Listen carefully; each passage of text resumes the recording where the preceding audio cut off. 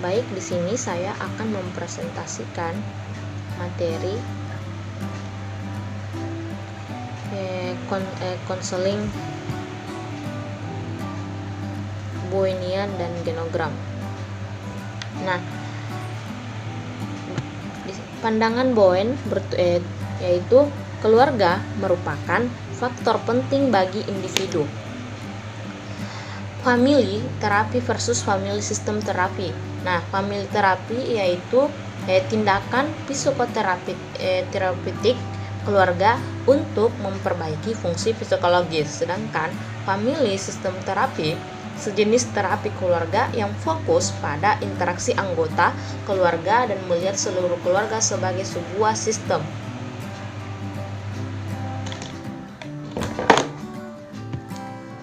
Nah, ragam terapi keluarga.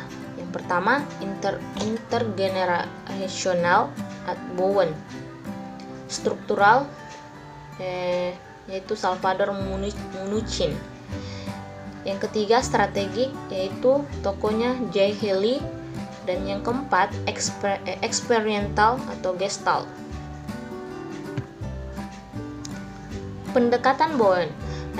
Pendekatan Bowen menekankan pada sistem emosi, keluarga, dan sejarah. Sistem ini dapat dilacak melalui dinamika keluarga, orang tua, dan keluarga kakek nenek.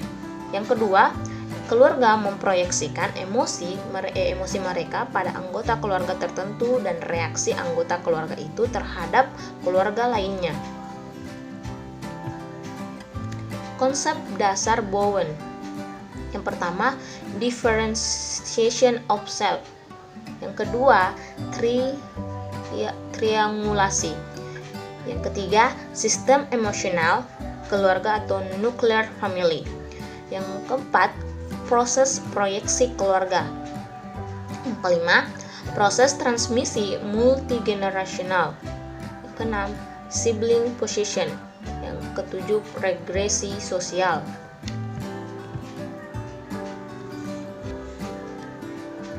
Nah, pembedaan self ini merupakan konsep di dalam intrapsikik maupun latar antar individu, interpersonal diri individu. Nah, aspek intrapsikik merupakan kemampuan untuk memisahkan perasaan dan pikiran. Orang yang mampu membedakannya adalah orang yang tidak ingin atau ia hanya berpikir dan tidak pernah merasa. Aspek intrapersonal, orang yang tidak mampu membedakan akan bereaksi secara emosional, baik positif maupun negatif terhadap orang lain. Ia memiliki identitas otonom yang terbatas. Selanjutnya, orang yang mampu membedakan akan mampu mengambil pendirian berdasarkan prinsip-prinsipnya. Selanjutnya, mampu mengembangkan kedekatan tanpa dibentuk orang lain. Dalam proses pembedaan, meningkatkan tanggung jawab pribadi. Segitiga konseling Boynian. Semua hubungan yang signifikan secara emosional dibayangi oleh pihak ketiga. Di dalamnya termasuk saudara, teman, benda-benda, pekerjaan, dan memori. Yang kedua, hubungan bersifat dinamis. Ada siklus kedekatan. Segitiga dapat berkembang pada waktu berjauhan.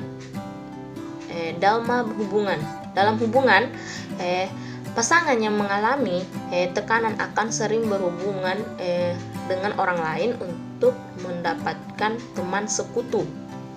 Kadangkala, orang dekat menawarkan dukungan ketika mengalami konflik atau kecemasan.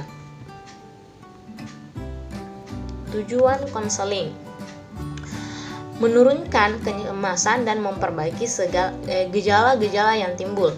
Yang kedua, meningkatkan setiap partisipasi disesuaikan dengan tingkat pemisahan dirinya dalam rangka meningkatkan adaptasi keluarga sebagai sistem.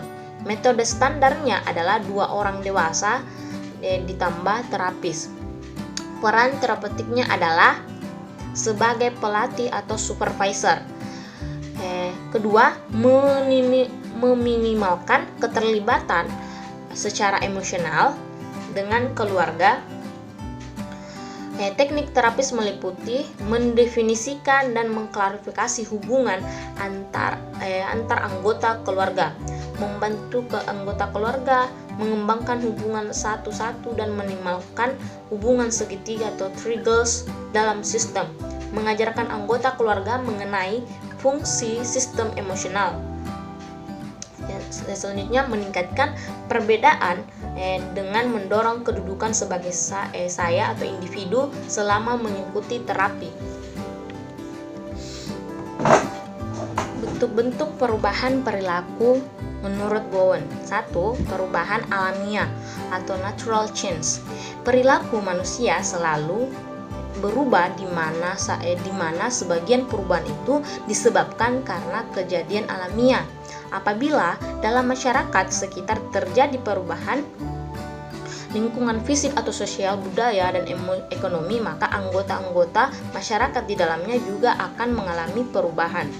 Yang kedua, misalnya Bu Ani apabila sakit kepala atau pusing, membuat ramuan daun-daunan yang ada di kebunnya lalu meminumnya, tetapi karena intensifikasi kebunnya, maka daun-daun untuk obat-obat tersebut terdapat habis diganti dengan tanaman-tanaman untuk bahan makan. Maka dengan tidak berpikir panjang dan lebar, bagi Ibu Ani berganti minum jamu cap jago yang dapat dibeli di warung.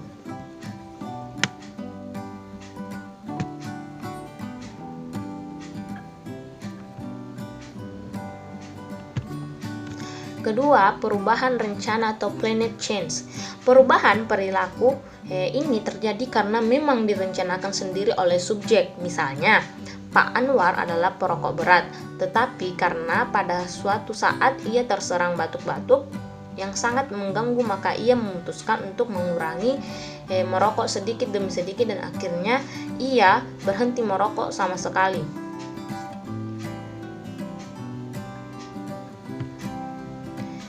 Kesediaan untuk berubah atau readiness to change. Apabila terjadi suatu inovasi atau program pembangunan dalam masyarakat, maka yang sering terjadi adalah sebagai orang sangat cepat untuk menerima inovasi atau perubahan tersebut, berubah perilakunya, tetapi sebagian orang lagi sangat lambat untuk menerima inovasi atau perubahan tersebut. Hal ini disebabkan karena pada setiap orang mempunyai kesediaan untuk berubah atau readiness of change yang berbeda-beda.